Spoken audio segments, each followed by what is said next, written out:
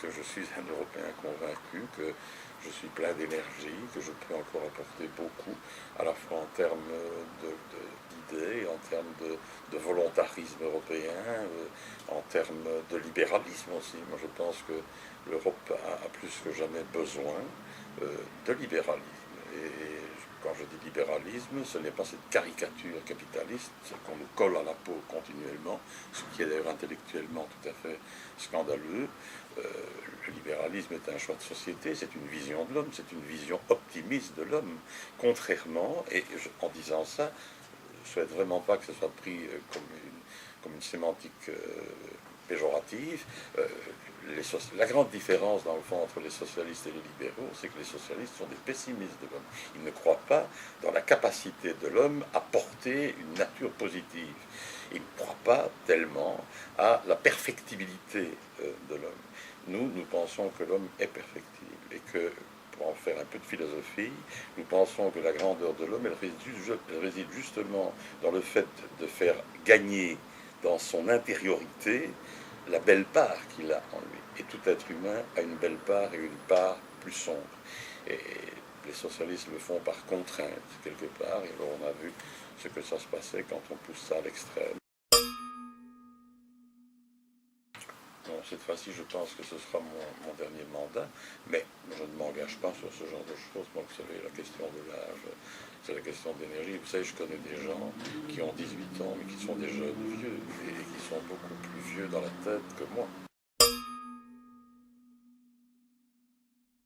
C'est de savoir si on est capable de faire un grand pas en avant dans le sens de plus de fédéralisme. Alors je ne rêve pas, je ne rêve pas. On ne va pas pouvoir faire ce grand pas en avant à 28. Je pense qu'il faut maintenant actionner de manière extrêmement dynamique, volontariste, audacieuse et positive. Il faut actionner le mécanisme qui est fait pour ça, qui a été prévu pour ça, qui sont les coopérations renforcées. L'euro, c'est déjà une coopération renforcée. Schengen, c'est une coopération renforcée aménagée, même plus largement, puisque des pays qui ne sont pas de l'Union européenne qui peuvent en faire partie. Je pense que le grand chantier pour moi, si vraiment on veut redonner confiance des citoyens dans l'Europe, le prochain grand chantier, ça doit être en fait le marché énergétique, une politique commune de l'énergie. Je vous rappelle d'ailleurs que ce qui a été au fondement de l'Europe, c'est la CECA, le traité du charbon et de l'acier. Eh bien, on était comme par hasard sur le même sujet. C'est un sujet évidemment fondamental, encore bien plus fondamental aujourd'hui. Or, tout le monde sait que investir dans une politique commune énergétique, diversification, indépendance énergétique, ça nous donne de l'influence beaucoup plus grande sur le plan géopolitique et sur le plan de l'influence qu'on peut avoir dans le monde. Ça nous donne des capacités concurrentielles en termes d'entreprise et donc d'emploi qui sont indiscutablement nécessaires. Et ça peut devenir aussi un objectif politique de nature, je dirais, ça peut nourrir un nouvel imaginaire positif pour les citoyens européens.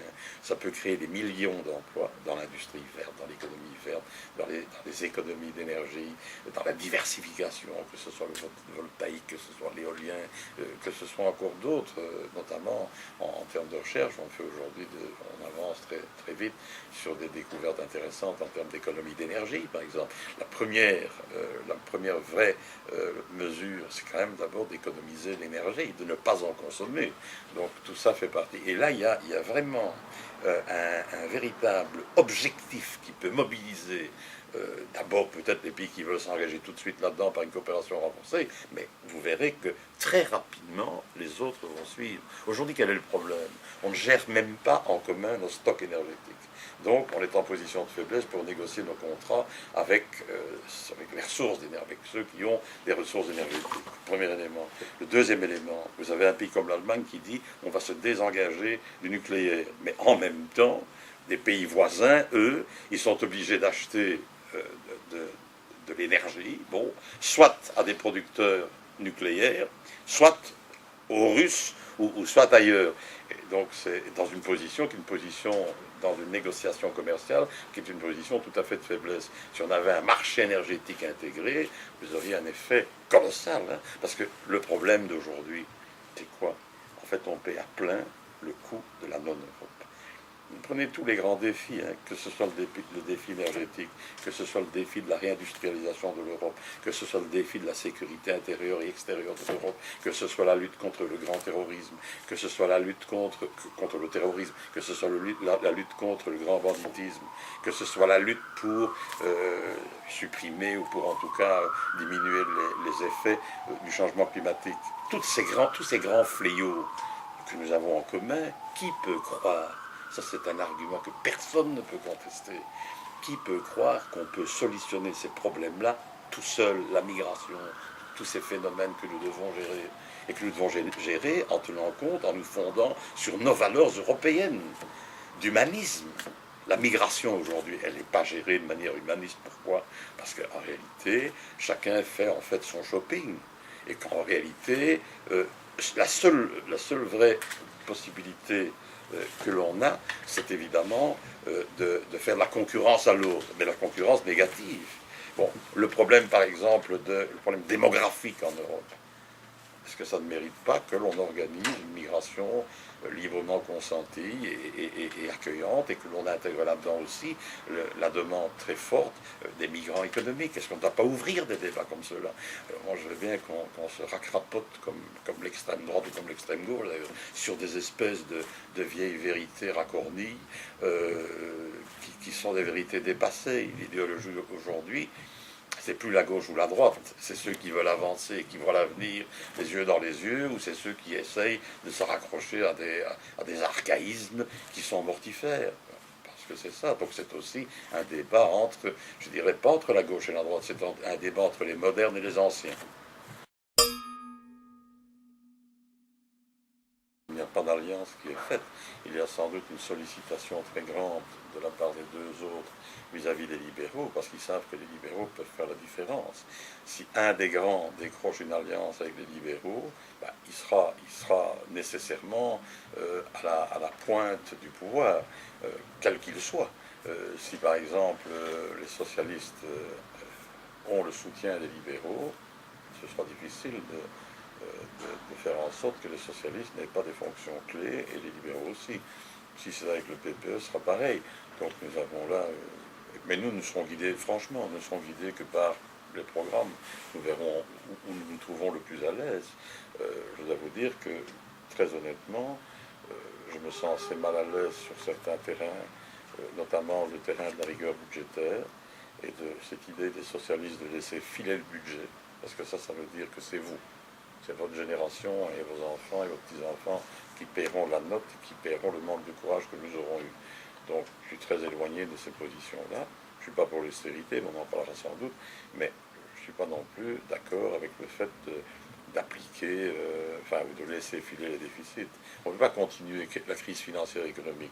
On voudrait bien faire passer ça sur le dos des financiéristes. Évidemment que les financiéristes ont une responsabilité, mais la vraie responsabilité, ce sont les gouvernements qui ont financé, en fait quoi? Qui ont financé une croissance qui n'existait plus par de l'endettement, qui ont financé en fait des dépenses de consommation ordinaire et une amélioration du bien-être social par de l'endettement qui va être payé par qui? Qui va être payé par votre génération, et qui va être payé par les générations qui viennent. Mais nous, ça, nous ne voulons pas. Parce que nous devons transmettre à ceux qui nous suivent, nous devons transmettre un monde qui ne soit pas endetté. Pourquoi? Parce que ceux qui nous suivent ont au moins le même droit que nous à être libres. Et si on vous transmet ces charges d'endettement, c'est de la liberté que vous aurez en moins. Je pense que le seul endroit qui est encore une arène politique, où il y a encore des débats idéologiques d'ailleurs, et des débats de société, c'est quand même le Parlement européen. Une autre vertu du Parlement européen, mais ça peut parfois devenir aussi étouffant pour la vraie démocratie, et ça peut parfois poser des problèmes pour la visibilité que les citoyens ont des débats, c'est qu'il est assez facile d'aller chercher des majorités d'idées. Donc sur le plan démocratique pur, ce n'est pas quelque chose, c'est pas un crime, je veux dire, c'est plutôt pas mal. Le seul problème, c'est que avec ça, on donne le sentiment aux gens d'être tout le temps dans le consensus mou. Alors, une autre théorie qui est plutôt la mienne, que Merkel a un jour évoquée, ce serait de dire, ben voilà, la Commission, si on veut que ce soit un vrai gouvernement, elle doit être désignée par une majorité parlementaire du Parlement européen, par une coalition, avec une opposition. Et donc moi, ça ne me dérangerait pas de me retrouver avec mon groupe dans l'opposition. Les choses seraient plus claires. Aujourd'hui, quelque part, on a une sorte de devoir sacré de tout le temps faire des compromis, des choses. Mais le problème dans ces compromis, évidemment que c'est pas mauvais pour la démocratie, parce que tout le monde s'y retrouve un peu, mais le problème, c'est qu'en termes de visibilité politique, les gens ne savent plus qui veut quoi. Et la démocratie, c'est quand même ça, c'est permettre aux gens de s'identifier à des projets, à des visions, à des programmes. Je pense qu'au plus l'ALDE sera forte, au plus elle aura un pouvoir colossal en termes d'orientation des politiques. Aujourd'hui, on a vécu depuis des décennies comment on vit avec des politiques soit socialistes, soit PP. C'est aussi simple que ça. Bon, on n'a jamais véritablement mis en œuvre une politique authentiquement libérale, c'est-à-dire une économie de marché au service des gens. C'est un peu comme ça. Non, il faut cesser aussi ce mensonge, cette illusion qui consiste à dire aux gens, vous savez, en fait, on pourrait encore vous donner beaucoup plus. On pourrait encore, ça c'est une vision caritative d'abord, on pourrait vous donner encore beaucoup plus, il suffit de prendre l'argent là où il est. Oui, mais on n'est pas dans un monde fermé, on est dans un monde ouvert.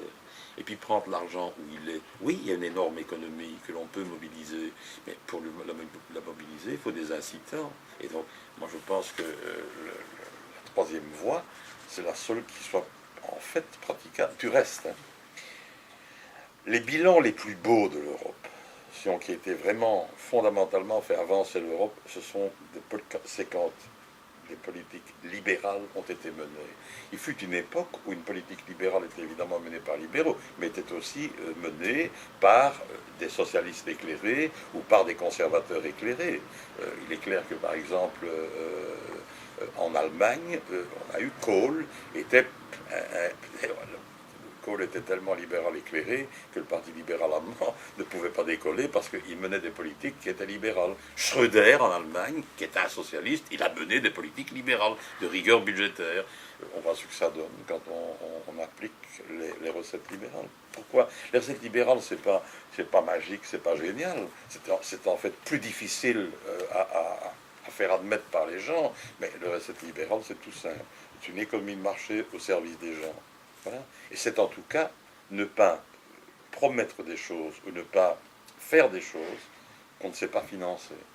S'il ne l'est pas, si ce n'est pas lui, l'Europe aura laissé passer une chance historique. Parce qu'aujourd'hui, le seul grand leader en Europe qui est fédéraliste, qui est en réalité, comme je vous disais, pour une économie de marché au service des êtres humains, pour une défense absolue et rigoureuse des droits de l'homme, de l'état de droit, c'est Verhofstadt.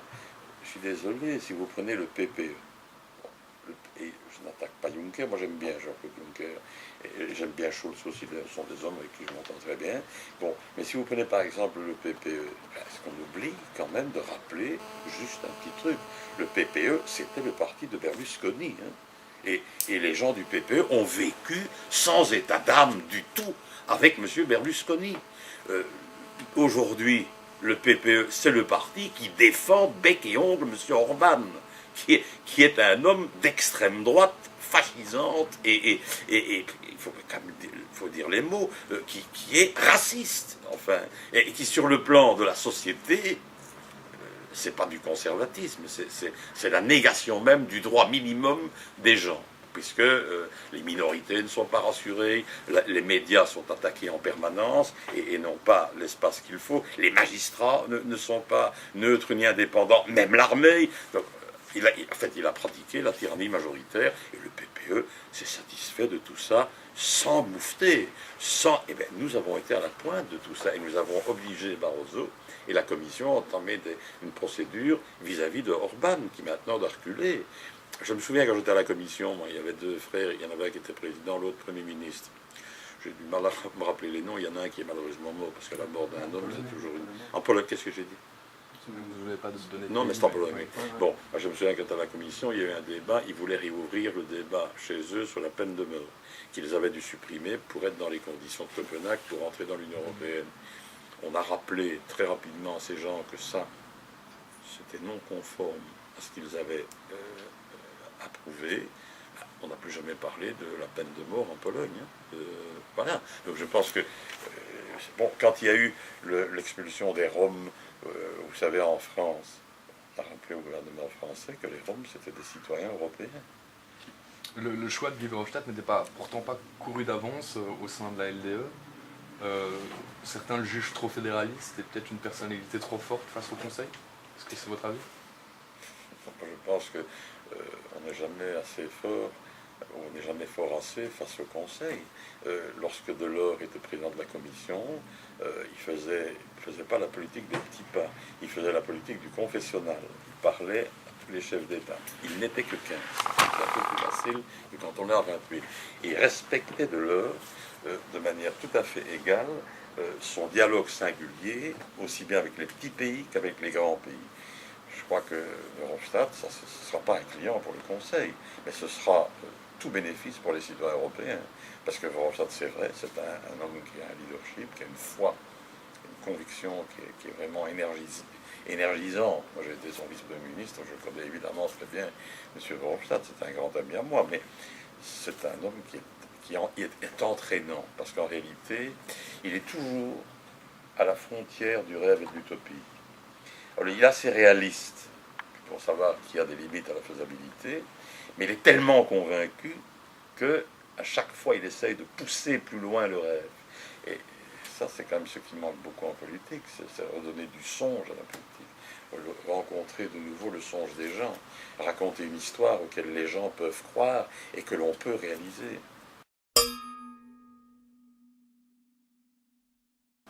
Je n'ai pas de position à avoir là-dessus. Je pense que, je vais vous dire, je pense que s'engager là-dedans sans avoir un minimum d'études sur le sujet, c'est évidemment imprudent. Mais on peut avoir rapidement des réponses aux questionnements d'experts. Mais dire comme certains que non, jamais, ça c'est ridicule. Vous savez pourquoi c'est ridicule? Parce que ces mêmes-là qui disent ça ne vont pas empêcher les Américains de le faire, ne vont pas empêcher d'autres à l'extérieur de l'Europe de le faire. Vous savez, et qu'est-ce qu'on fera in fine? On achètera du gaz de schiste. Et donc, c'est ridicule ça, mais ça nous donne un différentiel de compétition qui est absolument catastrophique si ça marche comme ça. Donc, moi je ne dis ni oui ni non à ça. C'est rare que je fasse ça. Mais je pense que l'intelligence humaine doit aussi vérifier la faisabilité, vérifier les effets de ce genre de choses. J'ai par exemple pour les OGM, j'ai une position un peu plus radicale. Je trouve que c'est une forme d'obscurantisme de refuser les OGM. Je pense ça. Et moi qui suis très proche de l'Afrique et des pays en voie de développement, je mesure bien les effets très positifs sur l'autosuffisance alimentaire, par exemple, que pourraient avoir les OGM. Alors voilà, on peut rester dans le débat idéologique, on peut rester dans les a priorismes de toutes sortes.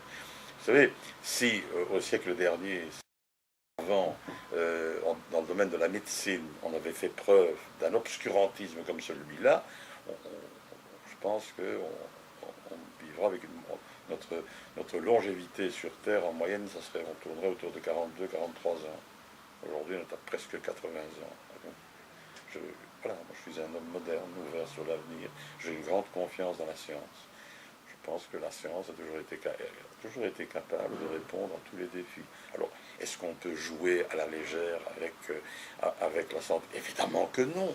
Mais venir nous dire comme ça, a priori, ex abrupto, parce que ça fait plaisir de jouer avec la peur des gens, ça je trouve que c'est pas très digne dans une démocratie.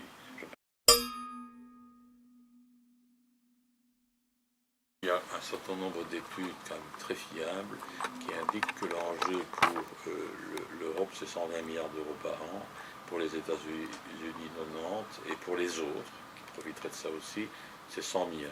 Bon, ça c'est un chiffre d'expert. Donc moi je ne fais pas comme M. Lamberts, contester par avance les chiffres des experts, c'est un peu facile ça. Bon, mais soit. 2, les États-Unis et l'Europe c'est 47% du marché mondial. Un marché important. 3, il y a 3400 entreprises européennes qui sont aux États-Unis et qui ont 24 000 filiales. Donc, ignorer ce que ça représente et les avantages que ça pourrait représenter pour ces entreprises, c'est un peu vite fait. ça relève aussi d'une certaine forme d'obscurantisme. Ceci étant dit, si on me demandait demain de voter pour ou contre le traité dans l'état actuel des choses, je vote contre. Quelle raison? Ah, je vais vous le dire, parce que il y a trop de garanties que nous n'avons pas. Par exemple, les clauses sociales et environnementales que nous avons, nous, en Europe, ils ne les ont pas aux États-Unis. Donc si ce traité nous oblige à corriger les clauses ou les conditions ou les critères environnementaux et sociaux, ça veut dire que nous reculons sur notre bien-être et sur notre progrès, qui est une des marques de fabrique de l'Europe. Donc ça peut pas, on ne peut pas faire ça pour nous. Donc on est totalement opposé à ça. Donc il faudrait que les Américains acceptent d'introduire dans leur législation des clauses environnementales et sociales. Deuxième élément. Il n'est pas mince. Les États-Unis ont développé ces dernières années, mais surtout sur la période Bush, ils ont développé ce qu'on appelle aux États-Unis le Buy American. C'est quoi le Buy American? C'est un arsenal de lois qui sont totalement protectionnistes. Troisième corollaire de ça, c'est que le marché public américain est réservé aux firmes américaines. Pour nous, ça c'est impensable, parce que nos marchés publics ne sont pas réservés aux Européens. Il n'y a pas, tout le monde peut venir adjuger chez nous. Donc c'est un troisième élément. On a aussi un problème au niveau des Américains avec les sanctions. Eux veulent introduire dans le traité la possibilité pour une multinationale d'aller en procès contre un État qui aurait changé des lois qui leur seraient défavorables. Certains disent en Europe qu'on est déjà protégé contre ça. Et on peut d'ailleurs créer une interface qui permettrait de rejeter ce genre de demande, quand c'est en tout cas pas justifié. Bon. Donc il y a encore tellement de conditions qu'il faudrait... Alors, évidemment, ça on l'a déjà quasiment obtenu, c'est l'exception culturelle, bon, qui est intéressante. Donc voilà, il y a toute une série d'éléments, pour dire la vérité, que je ne vois pas comment les Américains peuvent les accepter. Et donc je suis assez pessimiste sur la bonne fin. Mais je voudrais quand même dire un élément. Tous les autres partis disent non, il ne faut pas se traiter, sauf les socialistes qui sont un peu plus nuancés. Aussi le PPE plus nuancé, mais la grande majorité des socialistes. En fait, les socialistes disent non, on n'en veut pas, mais on accepte qu'on négocie. Les PPE disent non, il faut négocier parce que l'enjeu est important en termes économiques. Bon, les libéraux disent oui, il faut négocier, bien entendu. Mais je reconnais que dans mon groupe, par exemple, il y a des gens qui croient plus que d'autres dans le bien fondé et dans le caractère salutaire ou bénéfique de ce traité de libre-échange. Il y a une chose que je voudrais dire à ceux qui ne veulent pas, parce que les écologistes, eux, ne veulent même pas entamer des négociations. C'est un peu facile. C'est un peu comme pour les OGM, ce sont des positions tout à fait doctrinales, voire doctrinaires. Et ça, moi, c'est contre ma culture. Ça. Je suis un libéral justement parce que je ne suis pas doctrinaire. Et donc, je réfute ça. Mais ceci étant dit, il y a un élément quand même qu'ils oublient, que je dis chaque fois à mon collègue. Je dis, mais in fine, vous aurez la possibilité de l'accepter ou de le refuser, parce que le Parlement européen, sur ce traité, a le pouvoir du dernier mot. Il faut quand même savoir ça. Qui doit ratifier le traité? Le Congrès doit le ratifier, le Conseil européen et le Parlement européen. Imaginons que le Congrès le ratifia, que le Conseil européen le ratifie. Si le Parlement européen dit non, il n'y a pas de traité. Donc,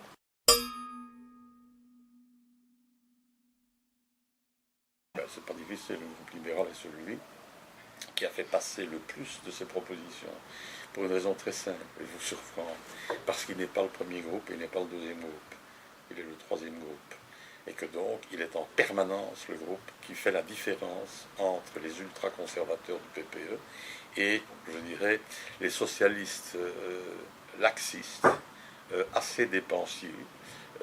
Et donc, à chaque fois, on fait la différence, avec peut-être une connotation.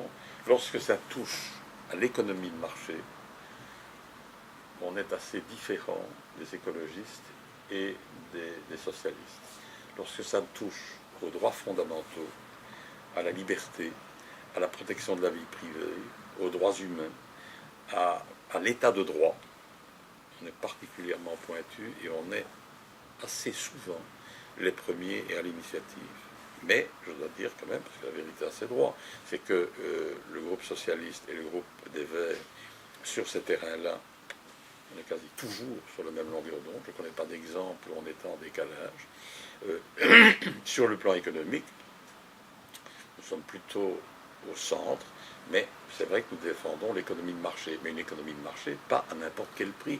Et je reconnais le groupe PPE est majoritairement une très grosse tendance ultra-conservatrice, mais je ne vais pas non plus pas faire de la salle politique, aussi bien la représentante du CDH que le représentant du CDNV, sur le terrain des droits de l'homme, là où pourtant leur groupe généralement est beaucoup plus souple ou plus flexible, les Belges en tout cas se sont toujours alignés sur nos positions. Je ne peux pas dénoncer Madame Delvaux ou Madame Thyssen ou Monsieur Belette.